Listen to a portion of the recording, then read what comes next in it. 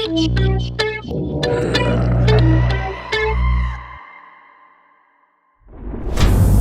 know what to do. The explosion blasted open the hull. I'm drifting with limited power and no control. Flying completely blind. Today I'm very happy to be talking to writer-director Carl Strathie and producer Charlotte Kilby about their film SOLIS. Hi guys. Hello. How are you doing? First of all, actually, I feel like I need to ask you how your lockdown is going. Yeah. Well, to be fair, we kind of live in a state of semi-isolation on a daily basis anyway. Okay. So it's kind of not different. The lockdown happened, we're like, oh, we got to prepare, and then we're like, has it started yet? And our life's exactly the same. Yeah. Apart from we can't see our family, which that's true. sucks. Yeah. But apart from that, we're doing exactly what we would be doing on a daily basis anyway. Pretty much, because we're not on set making films every day. It's only a very small part of the year, isn't it? Yeah. So we would be at home anyway, and then we were like, oh, hasn't changed for us, but yeah, seeing family is the big one. That's right. Yeah. Because we don't really either. No, we're like introvert, like hermit things. Yeah, like if we have to go out of the house, it has to be for a very, very good reason and planned in advance. Yeah. That makes us sound terrible. It does. Yeah. I will let people judge you how they see fit. Yeah. No, I mean, to be honest, I mean, I'm very much the same. I think in a lot of ways, not a lot has changed, but like you say, just not being able to see certain people is the key thing. Yeah. So SOLIS, obviously, I mean, that was out in 2018. I think that's right. Yeah. That's right. I think that's right. Yeah. I guess, obviously, first off, I guess for anyone who hasn't seen it yet, how would you describe it? Oh my gosh. So, for me, it's purely a debut film. So it was designed, I kind of wrote it in mind thinking we were going to do it for as little money as possible. So, in my mind, it's, like, quotation, the perfect first film for us because it was one actor. We didn't have location shoots, and we could just focus our efforts on just making a film. And we were prepared not to have any money for it. So when Goldfinch come on board and we got a substantial budget for it, it was way more than what we anticipated. We were going to crowdfund and do it for like 3. Yeah. But obviously, no disrespect to the film, it is kind of like, I suppose, a glorified short film. Yeah, right, like, okay. if being honest. If we're being honest. Like, we did pack it out. It could have been condensed a lot into, like, maybe a 5-minute short film. Yeah. We were prepared. Yeah. It's designed to be our first film, but knowing that, God, we've got to do this with no money. But we did get a budget for it, and we were like, great. And it was much better than what we could have imagined, I suppose. And when the budget came, was that quite daunting? It was, because for me personally, as a producer, and obviously as Carl as a director, when the budget did eventually get green-lit, I was like, oh my God, I'm literally a first-time feature producer. I've never done this before. I've literally just been producing short films off my own back. You've got to my pretend own to know money, what you're doing now. And so giving me this money, and like, you've got to go off and do a budget and corral the crew and stuff like that. And I'm like, I have the confidence to do it, but to put it into practice and to have that much responsibility so soon, it was so daunting. But luckily I had an amazing line producer, Joe Hargreaves, who was my right-hand man for SOLIS and subsequently Dark Encounter, who basically was like my guardian angel, and he kind of like gently guided me through it. But essentially I kind of did everything myself, like, you know. Yeah. Goldfinch were great. Yeah. And Kehoe of Goldfinch was like, I suppose he's been our guardian angel throughout both films, hasn't he? So they put a lot of trust in myself and Carl, because they clearly could see that the vision was there, and we weren't in field. Yeah, we could have been nutters. They took a big risk for that.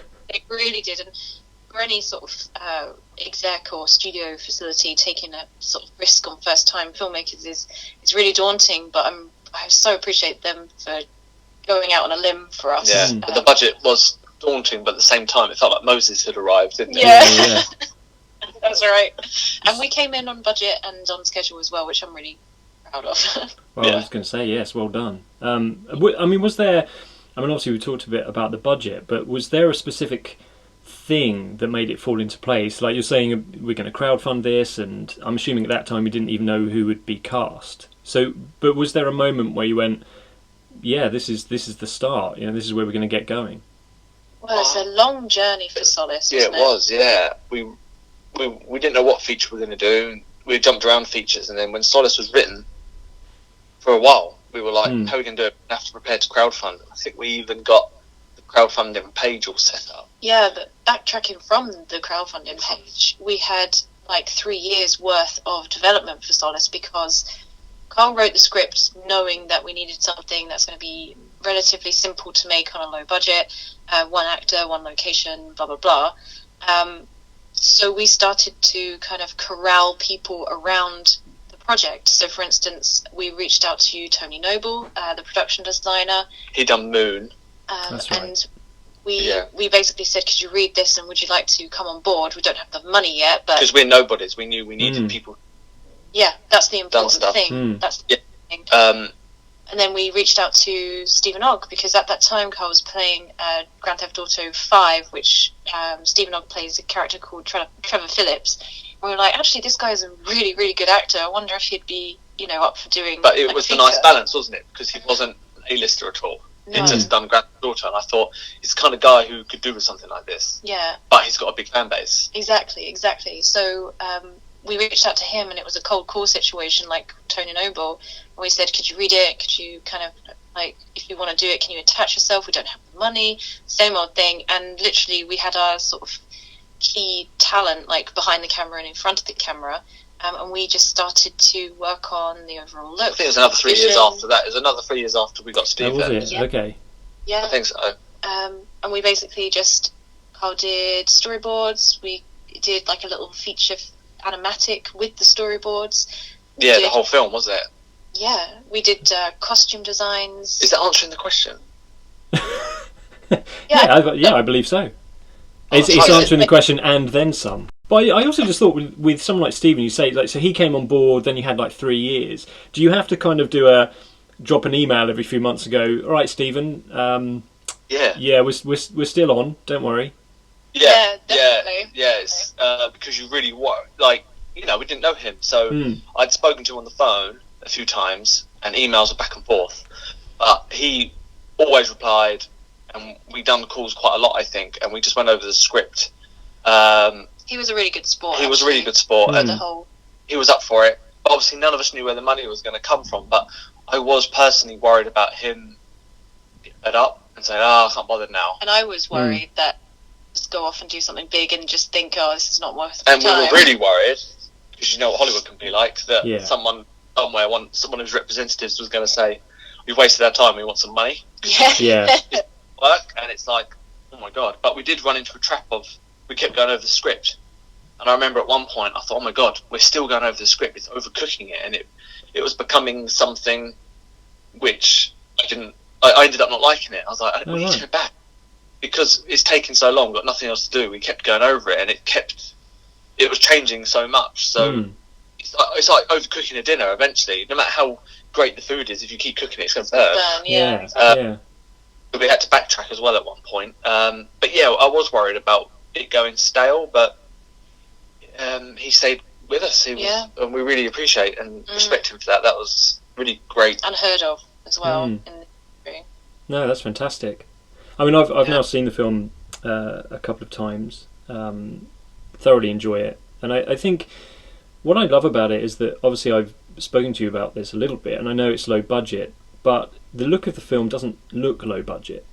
I mean, and I think that's testament to how hard you guys have worked. How do you think that was possible? Do you think that's a shift in technology in terms of editing and things like that, or was everything sort of in camera? I think it's part luck, because we hired the right people. We sometimes you hire someone, you only hire them because they're good, but it's a mindset, I think. I felt like it was the hardest thing all the talent had done up to that point, especially us. That's all we had done. Yeah. Apart from the short films, but I think it was like, for example, Bart, DP. He obviously his cinematography made it look like it costs triple, more than that. So that was him, and then obviously you've got the lighting. Tom Knoll, the gaffer, and his lighting was phenomenal. And then you've got like the visual effects guys. So it doesn't matter how good your camera work is if the visual effects were crap.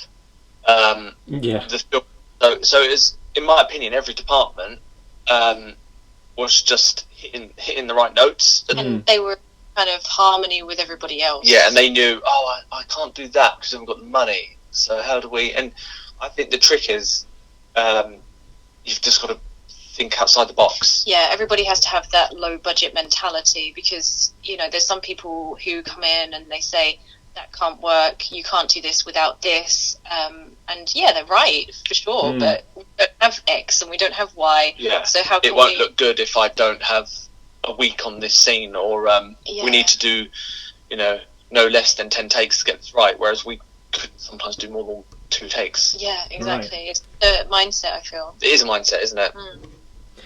And looking back now, I mean, it's actually only a couple of years now, but what is your overriding feeling about the film and its production? It's probably a mixture, is it? Is that one of relief or pride or everything, really?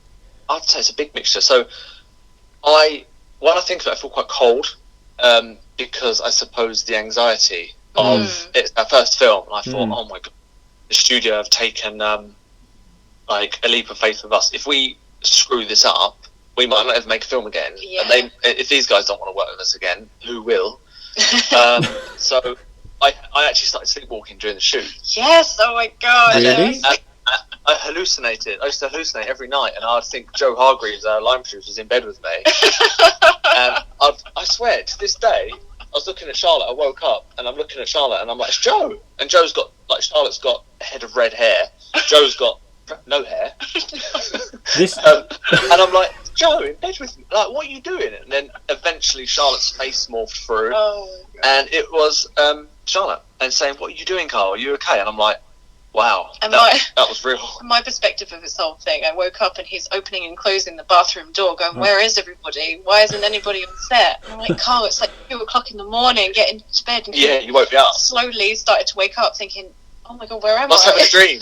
This is going to be a whole other interview that we're going to do at a later stage, please. I want to know far more about this. So had you not sleepwalked before this? No, never. Oh God, that's scary. I've been interested in it, like not doing it, but in the phenomenon. Literally, it's quite hard to wake you up. Once you're gone, you're gone. Once I'm gone, I'm gone. And I was having a dream of being on set, an anxiety dream. Those horrible. You wake up thinking, that's a horrible feeling. I've had many, yeah. And I'm on set waiting to shoot. No one's turning up, and everyone's done a runner, and the whole studio was empty. And I'm like, even Charlotte's fooled me. I'm just here on my own. And then I woke up, Charlotte saying, Carl, what are you doing? And then reality kicked in, and I'm standing up. I'm opening the... But, it was because I was worried about everything going wrong. But it didn't. Everything went right. And we're happy with the result. Yeah, I mean, obviously it's got its flaws, and it's got things that you when you look back on it now, you think, oh, we should have done that, or we should have put more time into this particular bit. But I'm proud of it for what it is. Yeah, I'm really proud of it for what it is. I can't watch it. I don't think I'll watch it until I'm about 80. I think I'm the same. I'm all solaced out. I'm very solaced out.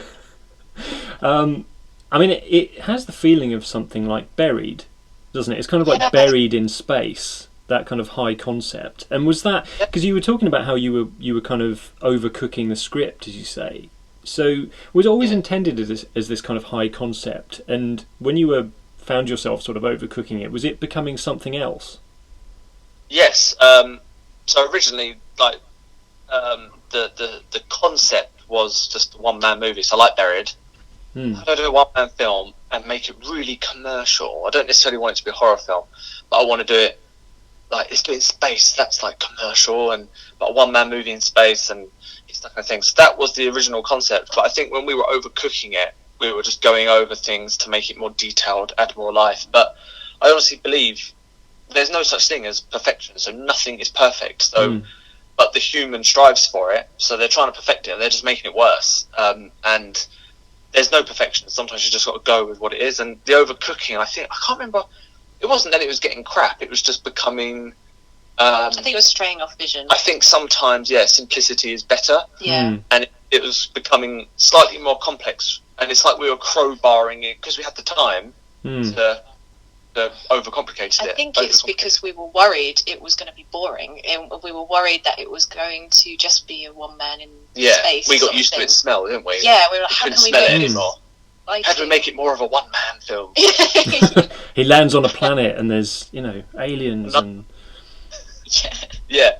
But we did add like a whole sequence, didn't we? It got bigger. Oh gosh, yeah. We had the asteroid sequence, and the fire bit. But everyone loved it, and we were like, but we couldn't afford the initial vision. Yeah, not afford. Is what I mean by that is it's more to do with I'm on about where we overcooked it. We could have afforded the original vision, but then the overcooking led to we can't afford to do these new bits. Yeah. So, but the new bits helped us solidify the world, and I think Stephen got a bit of not a backstory, but Stephen knew what he was doing, what Troy Holloway was doing before the film starts. He knows his day, so that's how much we overcooked it, I suppose. And then, but it was helpful. But simplicity is key. That's what that taught. Don't overcomplicate. You can't perfect anything. This is why I wouldn't do like 100 shots on set, because what's the point? Yeah. And Stephen was obviously a fantastic name, as you say, to get. I mean, but when you're sort of in the early sort of throes of putting the film's production together, are you thinking about other actors? I mean, I don't want him to hear this and go, "You were thinking of who?" But I'm just wondering if you ever had any other thoughts on that. It was all Stephen, wasn't it? Yeah, I mean, early on we had ideas, but then I remember I followed Stephen, and we had a list of names. Then I followed him, and then I was kind of looking at him and thinking, and this was before Walking Dead, right? So way before. Literally, I think Grand Theft Auto had only been out for a year. If that. I was still playing. I was still playing it, and I played Grand Theft Auto very realistically, so it took me a while. So, I stop at red lights and all that. Charlotte's like, you don't. Don't answer. What was I saying? Yes. Oh, yeah. Other names potentially. Stephen, other names. That's it. That doesn't take much, does it? I know. We're in the middle of writing about the script. Once we saw Stephen, I thought, the balance might be perfect, because I saw an interview with him and he was saying he gets sent a lot of Trevor Phillips scripts. So play a mad sort of rapey psychopath. And then I'm kind of thinking, Troy Holloway isn't that. Troy Holloway is a one-man film. Stephen might just... You tweaked it for him, I remember. And then I rewrote it with Stephen in mind. That's right. And then I actually found its feet. When I thought of Stephen, I wrote it, and then I call it When You Crack It. And I started finding, oh my God, Charlotte, read this. I think I've cracked it, with Stephen in mind. So then it become, we're not going to get Stephen. But at least I've cracked the script. And at least it feels right in my head. Whether cracking the script is a delusion on my half, but you felt like it was good. We approached Stephen, I think within days. He rung me and said, "Love it, and I want to do it." And it was like, oh my God! And then that was it. Stephen, 3 years later we're filming. But that was it. Yeah, that's amazing. And one of the other things that stands out for me was the score of the film, which kind of puts me in mind a little bit of Jerry Goldsmith on Alien. And I wondered if there was whether you guys had any sort of influence on that production of that, or was it kind of like you do what you need to do? Well, I'm quite so with David. I think the Jerry Goldsmith comparison he'll be pleased with. I think we had that as the temp track in the edit. I think I got sick of the bloody thing. We used Alien. Yeah, I bet. Yeah. One. Yeah. We used all sorts. So I knew I wanted a really classical score. I didn't want to do any synth. I knew I want this to be live orchestra, as if we had made this in the 70s or 80s. And we would, and then I'm trying to think how David got on the scene, but I honestly believe he sent us an email saying, if you're looking for music. Oh God, this was like 6 years ago. This might be wrong. David might listen to this and say, "Guys, no way, you emailed me." No, he emailed like years and years and years ago, and we loved his work. And we were like, yeah, let's But totally. we get loads of stuff. emails, don't we? Yeah. We get so many emails from so many like composers, artists, and then even though they're all great, it's just like, where do you say? Or do you say yes to them all, or But David stood out, didn't he? And we were like, oh my God, his stuff is amazing. And then that was it. And then it was one of these stories where really self-networking really can work because and then when it come around to this, I remember speaking with David. He lived in Hollywood at the time, in LA, and when, because David's a friend now, so you don't really realise, you don't really remember when a friend comes into your life. I think it feels like that. I don't remember the first conversation with him. No, and I don't even know how we got him on board. It just feels like he was always He's always there, but which is quite scary, really. But he just appeared. But, he just appeared. He grew. And then, but with the score, I was actually quite hands-on, but not in a controlling way, not in like you do this and do that. It was more of a, here are all these soundtracks, David has them all, and then we're on the same page, and then we just create our own, well, David creates his own identity, but I'm a very soundtrack-based director, so I write to soundtracks on set. I listen to some, and I said, let's create like a soundtrack that sounds like this, we want to feel this, want to feel that, and so I suppose I was quite hands-on. I reckon it'd be interesting to ask David, is Carl quite controlling, or is he just on, or I think you just make his life easier. I think that's maybe, hopefully he's not stabbing around in the dark. And I think he enjoys working with me. Yeah. I mean, I'm happy when I almost, when I'm doing the score with David and we talk about ideas, to me it's as fun as directing. It's like the music is a weird actor that you can't see or smell. It's just like a sound, and you get to direct it. That's really interesting when I think about David's the puppeteer, and I can't do David's job. But David's the genius. He's the person who captures the emotion in the music, which baffles me. And it's like, wow, that's incredible how you've just done that. But it's interesting that obviously being your first film, I guess there's an element of wanting to be hands-on kind of across the board, really. So I kind of see that, and I think that makes sense to me, that you not being controlling, but you want to be part of everything, don't you? Because it's your first film, and you want it to be right. And I mean, we're like that throughout everything, and we were like that for Dark Encounter as well. We like you say, of controlling. We just like to have our input on everything, even from the editing, sales, the trailer, even like that. It's like you're putting out a representation of the film that even the weakest link can have such a detrimental effect on how people view it. So even down to like the blurb on IMDb. And I think it starts with me writing it, and when I'm writing it, I can listen to music. I know roughly what I want the music to be. So if David was to jump in halfway through me writing and say, what kind of music do you think this will be? And I will be able to answer. Even down to the actors and the characters, I write lists as I write, and I think the vision starts there. It's quite strong, isn't it? It comes on very strong, but I don't think I come across as a director who's this way or the highway. I'm open to everyone's suggestions, but I know the vision as well, and I think it's hard to word. Yeah, and that has an effect throughout all departments from me when it. I think it gives them confidence. Yeah. And they're like, oh, you're letting me do my job, but you also know your shit, and you know this story more than anyone, and you know what you want. But on a first film, I doubt there's a lot of room for kind of self-indulgence, is there? I mean, are you on a first film? Are you thinking more about the audience, and keeping them as a consideration, and then maybe later on you'll think, I'll make my 5-hour epic one day, but this isn't it. I mean, it's a fine balance for me. So I don't think you're one of those directors that are self-indulgent in a sense. I don't think so. But also, yes and no, because my self-indulgence is pleasing the audience. Like, I see. Nice. There's a weird balance. Very good. You're hired. But I always think of the audience first. But I mean, I've always thought that, and I always say that I think of the audience first, but not really, because the ideas come from what I want to see. So every film I write is something I want to see. So am I making a film for me or the audience? Well, I see myself as the audience because I want to see this sort of stuff. But I know what you're saying.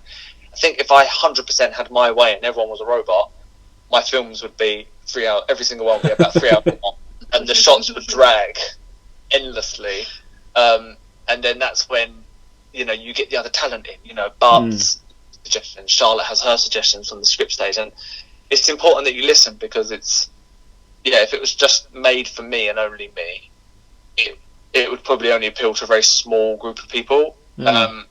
Whereas I make it for me, but with the audience in mind. You know, it's my interest, this film, but, you know, and it just becomes something that's quite, And I think Solis was definitely with an audience in mind, as much as we could achieve, because it's the first film and we didn't want it to go unheard of. But you don't want to do something that's so with the audience in mind, because then you get these cookie cutter films that are that copy blockbusters, and they're just crap and they're terribly made. They sell because people buy the DVDs, but they just die. It's just a quick, a bit of cash, and then that's it. The film will die and be gone forever. I like to create, it's art. There's cookie cutter film, and then there's actual pieces of art that last forever. That's true. And I think you need a nice balance of, it's for an audience, so it needs to entertain. But not everyone's going to like it. But also, it's the artist / director's self-indulgence combined. So you can't just make it for the audience, and then it's you can't emotionally get invested. But I think artists, so directors like myself, we might have a certain language that a group of people who would become fans are attracted to. That makes sense. Is very strict. You know, you could almost say, it's very self-indulgent, or Tarantino. Like a voice. But his voice is there. But early on, you can tell, like, Once Upon a Time in Hollywood is purely his, his magnum opus, isn't it? Yeah, very much. His early films, you can tell he's got less control. It's got to be like this, but he's still there. You can still smell him. Still kind of sense what he's going to end up doing. Yeah. So that balance is really strong. If you let the self-indulgence just go and just make for, basically, if you just whore yourself to the people, to the industry, you would just make film after film, which is just, it would die. You become voiceless. You're voiceless, and people just quick $2, Walmart budget bin. It wasn't Walmart though. Solis wasn't Walmart, but but like I feel like, so the best comparison would be if Solis was purely for an audience, it would probably be. But we wouldn't have a budget to be able to do it. No, we wouldn't have a budget, but it would just be action and no heart, and we'd just get to the point, sort of thing. Yeah. Whereas my self-indulgence, the bit of me in it, is, it's not art house, but there's borderline moments of feigned emotion, and that's me coming out. That's Carl there. Well, I'm there all the time, but I'm the audience. It's 50-50.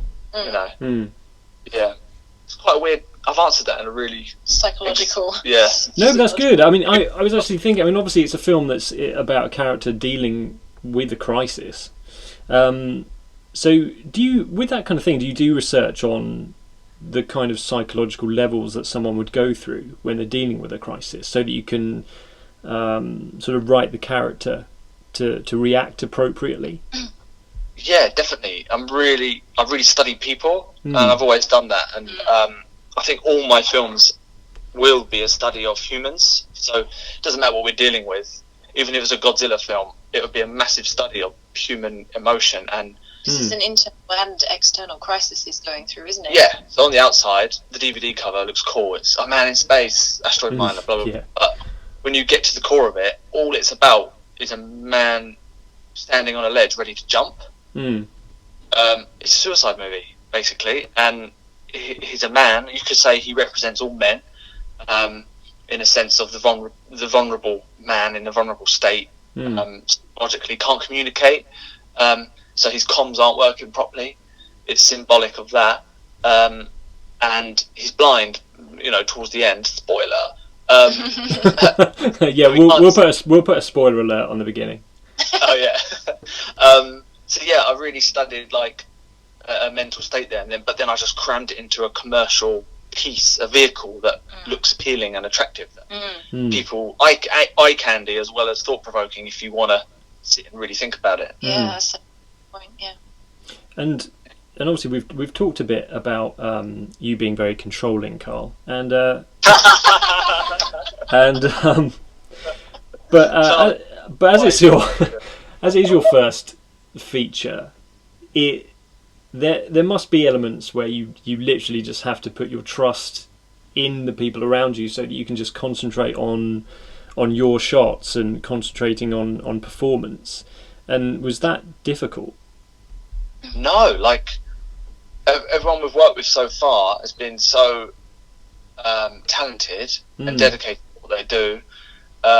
Like from Charlotte in the production office, I mean, she was a wacko. I'd have to worry, what's she doing up there? If I was a wacko. But you'd worry about me. Yeah, vice versa. But like Bart, every actor, even the sound guy, and everyone's I'm so grateful so far that everyone's, been the way they have been, because I can just focus on what I'm doing. So that's great, I mean, we use Bart again as an example. I know my vision, but I'll never grab the camera off of him and say, point here and point there. I feel like I can totally trust Bart to come up with the best shots. I will communicate to him what I imagine, and he basically either does his own thing, but whatever he does is always better than what I could have imagined, which to me is just purest example of teamwork, really. That I set the foundation, but then they build a building, which is that's way better than what I thought. Yeah. And how long was the shoot? Oh my god, it was 25 days, I think, if I'm thinking that, because we could only have Stephen for 30 days in the country on a permitted paid engagement visa, and then go home again. So we had to keep it under 30 days with prep time and stuff like that. So yeah, I think we were on a 25-day shoot. Wow. Yeah, I can't remember. I can only think of Dark Encounter. It's clouded my memory. It's like you erase the memory as per film. Yeah. But that sounds right. That's the visa things, right? The visa thing, yeah, because we couldn't get him a longer visa because it was just an in and out sort of thing. Yeah. It must have felt like it went past pretty quick. But do you have a sort of a moment where it was the most exciting time, and also was there a darkest time? So, I mean, the sleepwalking was pretty dark. Yeah, that sounded dark. But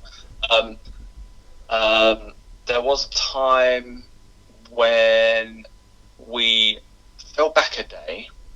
So basically, if you fall back a day, if you can't get a certain amount of scenes done, you're kind of screwed for the rest of the shoot because you're forever behind. We didn't have contingency days, of course, because Stephen had to go home.